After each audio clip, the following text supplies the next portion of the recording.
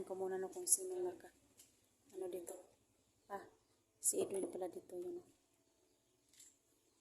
Uy, Ay, si Edwin pala. basta Lods. Pwede pumasok Lods. Oh, pasok ka.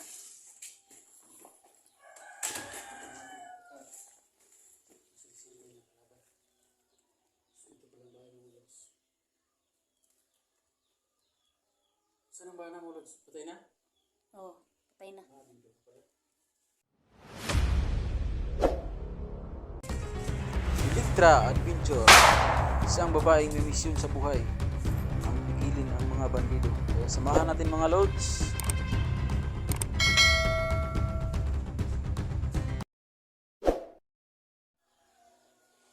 Ayan po mga lods, nandito po ako ngayon. Yung last video ko po na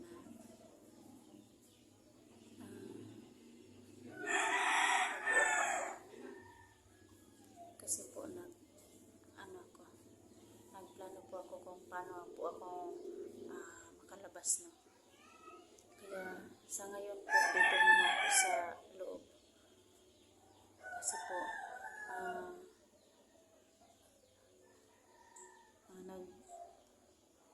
masid-masid po ako sa sa may bintana ko, baka nandyan pa yung mga masamang tao na. Kaya ito po ngayon nandito pa ako sa loob ng bahay ko.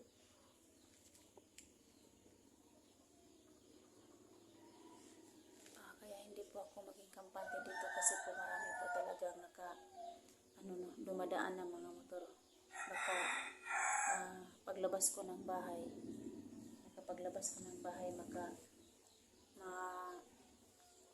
sagupa ko ng kaya hindi ko alam kung paano ako makalabas ng bahay. Sa ngayon po, sa lahat ng tumitingin sa video ko po, pag-pray niyo po ako na walang masamang mangyari no.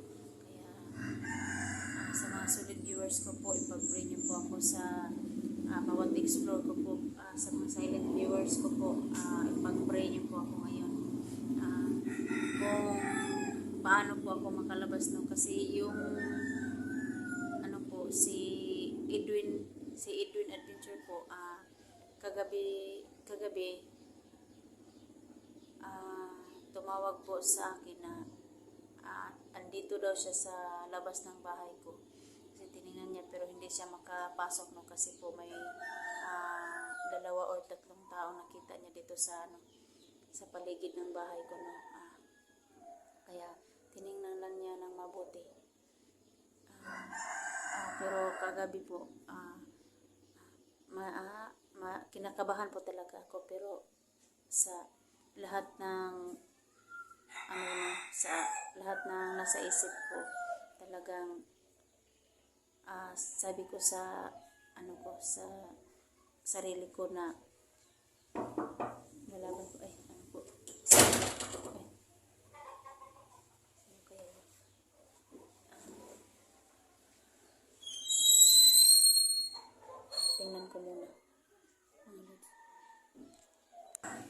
tingnan ko muna no kung sino dito.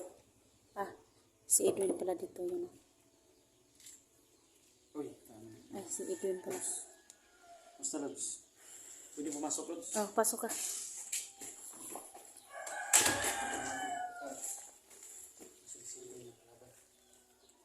Ito pala bahay mo Lods. Saan ang bahay mo Lods? Patay na? Oh, patay na. Dito ka pala. Pag-asa pa ako. Sa ngayon po, andito pala si Edwin. Kumusta kagabi Lods? Okay naman ako dito kagabi. Walang masamang nangyari sa akin. Pero walang kalaban, walang pumapasok sa bahay. Walang pumapasok sa bahay ko, kaso may 2 or 3 tao dito nasa paligid. Paano ko makalabas. Nababasa mo yung comment ng mga viewers? Wala? Nababasa ka? May nabasa ako. Nandito ka raw kagabi, nagmamasid-masid. Kaya salamat sa iyo, Dol. Thank you mga viewers. At least, alam niyo na kagabi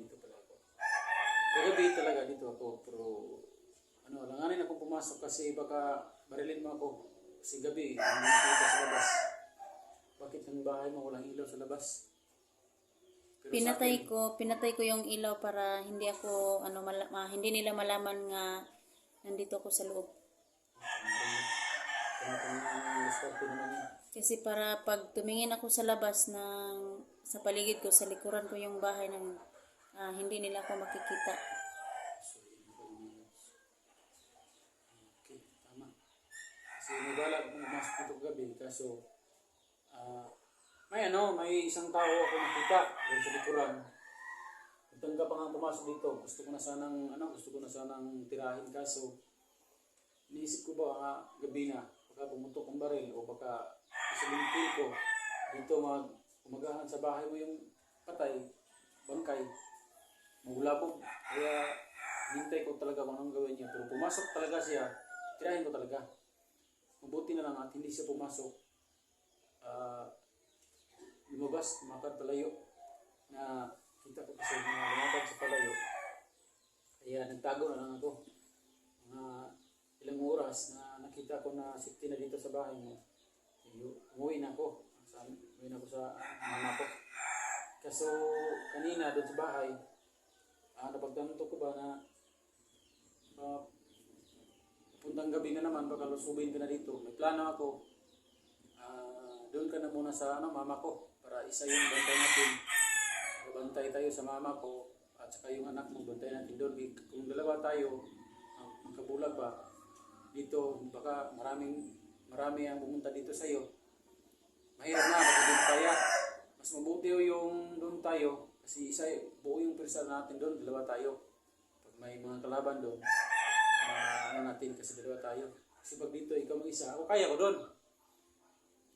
Pero ikaw, ang inaalala ko. Ito nga pala, may nagsasabi sa aking viewers na hindi daw niya ako idol kasi mahina ako. Hindi po idol, ito po yung sagot ko dyan sa salita mo. Hindi po yung mahina yung na gumagamit tayo ng diskarte o baga ginamit natin yung utak natin o ginamit natin yung diskarte natin. Kasi kung tinira ko yon kagabi, yung isa, hindi ko alam kung isa lang yun o hindi ko alam kung ilan sila. Basta kung tinira ko yon, siyempre may bangkay. Paano magahan ito may bangkay? Mabulabog lahat. So, pinili ko na magmasid-masid muna para ma-realize natin yung pangyayari ba. Pwede naman natin yung papatayin, pero iniisip ko na baka umalis lang sila. Tama yung nasa isip ko na umalis. Kasi napag-isip-isip ko rin na baka marami sila. Ako na yung sinusundan nila. So, yan to, litra. Dapat dito talaga. Tubahin mo muna. Sarado mo muna.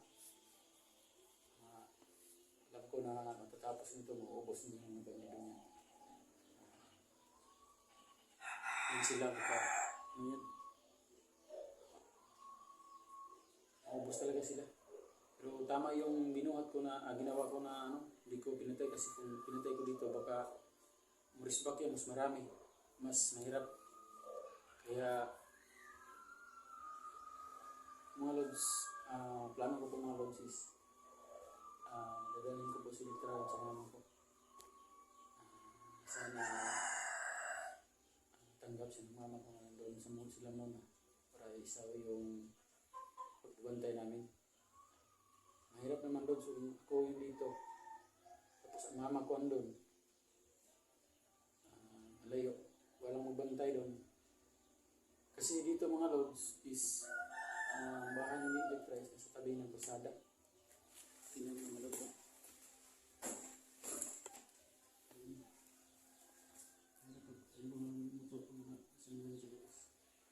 Mahirap pag pasok mo. Dating yung kalaban. Kaya ito mga lods, plano ko na lang talaga dalhin ko si Litra lang papayag dito. Pero kung hindi siya papayag, wala akong magagawa. Palit lang siguro ako doon sa mama ko. Kasi yung mama ko siya lang isa doon. Doon na siguro ako magpa. Pero pag may Nagdalawang isip ako. Ikaw, anong plano mo? Yung plano ko ngayon, tawagan natin si SG kung okay lang ba sila ala 44, Kuya Dax, no? La Inday. At saka si Alpha. Kaya tawagan natin para masabay-sabay tayong magkikita, no? Kung saan tayo magkikita. Kasi kinunta ko si, hindi mo alam, kinunta ko si kanina, sabi niya, hindi daw sila makalabas kasi marami din po daw ang bandido nakaabang sa kanila sa labas. Ito na si 44, hindi daw makalabas. Nagtutulungan sila na si SJ na makalapit sa bahay ng 44 kasi marami daw yung mga bandido, may mga nandiyan pa daw. Mabuti tayo dito at iisa lang. Doon sa bahay may kita ko isa. At saka pagkagabi dito may isa din. Mabuti at isa lang din sa kanila. Napakarami daw. At saka kay Inday, may dalawa na sila na papatay doon sa kanyang malapit sa kanyang bahay. Kaya tayo, mintas na malalayo man tayo sa kanila. May 4 na oras tayo makarating sa kanila. Pero pag tumawag tayo, wala lang useless lang din kasi kahit na sila hindi pa makalabas. Kaya ang plano ko ito, kung papayag ka, mamaya siguro ngayon na, punta tayo doon sa bahay. Pero habang palabas tayo ng bahay mo, mag-upcall tayo. Kasi mahirap na matuntun talaga nila yung bahay ko. Doble problema na po yun. Kaya kung papayag ka lang talaga, doon tayo nang humus na muna. Gusto ka, kung papayag ka kasi mahirap dito. Maraming tao sa paligid. Hindi mo alam kung kakampi o kalaban niya. Kaya ikaw, mag-isip ka. Sa akin, okay lang kasi sa akin punto is nabantayan kita ng anak ko. Ingay yung manok ng kapitbahay mo. Ano? Paano tayo makalabas dito? Baka may nakabantay Galing dyan mo sa... sa labas kanina, parang wala namang panig. Kaya pumasok ako. Kakarating mo lang kanina. Wala namang sa gabi siguro dumarating yung kalaban. Kaya huwag tayo magpagabi kung pumayag ka. Subukan natin pumunta sa mama ko. Doon, at least isa na lang yung pagbabantay natin. Kabantay ka sa anak mo. Dali mo yung anak mo isa. At saka, kabantay ka sa anak mo, kabantay din ako sa mama ko. Isa lang yung anak natin. Kasi mahirap pag mag-isa. Tulad ni 44, hindi makalabas sa bahay niya. SG rin, hindi makalabas. Tapos may mga ninja pa na mga kalaban na tayo ang Nigos Medyo. Mahirap yan. Kaya kailangan talaga na sa ligpursa tayo siguro. Kasi kung pag-redax sa pumunta, yung Afrodite Dax is may yung pamilya na daw, nadakip na. Mahirap na mangyari sa atin yun. Kaya kung papayag ka talaga, mayat maya, talaga na tayo. Motor ko lang ang dadalhin natin. Wala na naman motor mo dito. Yan ang plano ko kasi. Mahirap na hindi tayo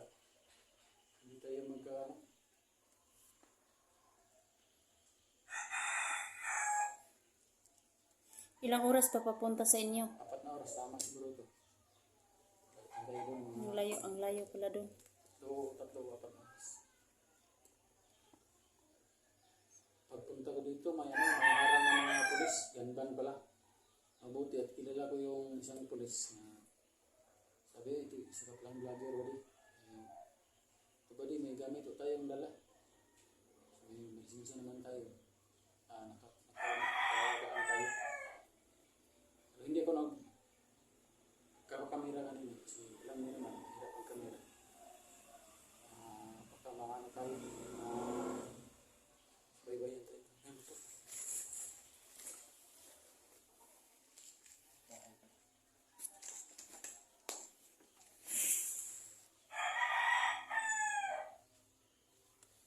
Sa kapitbahay ko yung motor. So ito na. So, sa ngayon po mga lods, no, isipan ko yung sinasabi. Para rin sa Papunta po kami sa sa bahay ni Edo, no, dadalhin ko yung anak ko.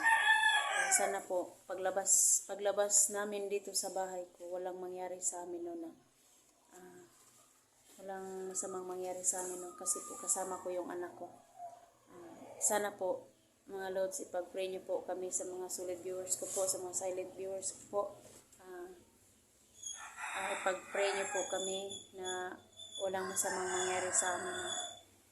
Kaya sa ngayon po titingnan ko po yung labas, pero yung cellphone ko lang po yung ilalabas ko muna. Kasi po delikado kung makita nila ko, baka matunto nila kami kung saan kami pupunta no. Kaya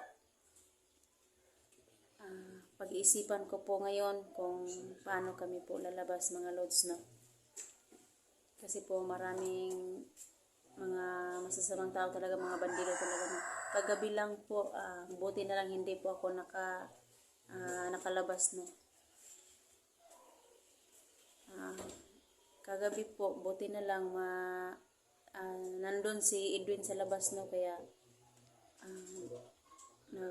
may nakita siyang tauhan sa mga tauhan ni Boss Jojo no, sa labas ng bahay ko. Kaya kagabi po may nakita po naman akong 2 or 3, pero sana hindi na sila bumalik dito sa bahay ko no.